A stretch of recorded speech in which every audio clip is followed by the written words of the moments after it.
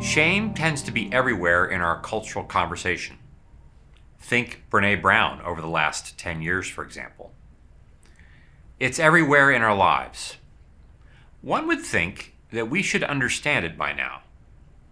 And yet, despite all that we have learned, it appears that it is just not going away. John Bradshaw's work in Healing the Shame That Binds You has taught us that every generation must learn about shame again for the first time.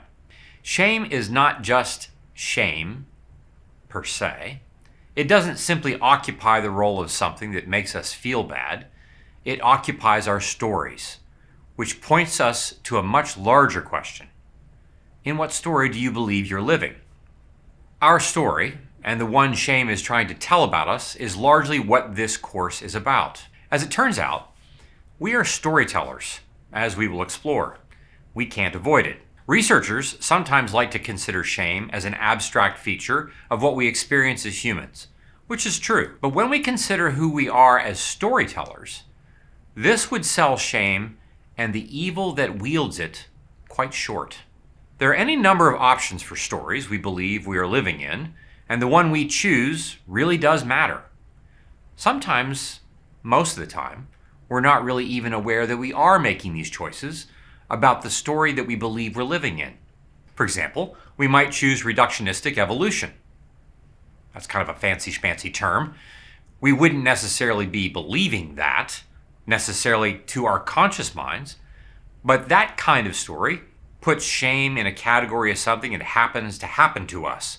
It's a scientific fact, and unpleasant as that might be, it's nothing more than that. The biblical narrative tells us something quite different, not just as a story, but the story about shame and its place in our lives. This course, then, is about the story of shame. It's also a course about the story that the Bible tells about us and about shame as well, and it's the story that shame tries to tell about us instead. It's also a course about the interpersonal and neurobiological mechanics that are at work in the process of all of this. But lastly, this is a course about the story of our redemption and recommissioning from shame. Evil doesn't just use shame to make us feel bad about ourselves, as it turns out.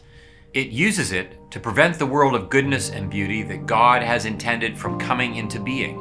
And so, this is a course intended to inspire us to imagine that the healing of shame leads to new creation of beauty and goodness in the world.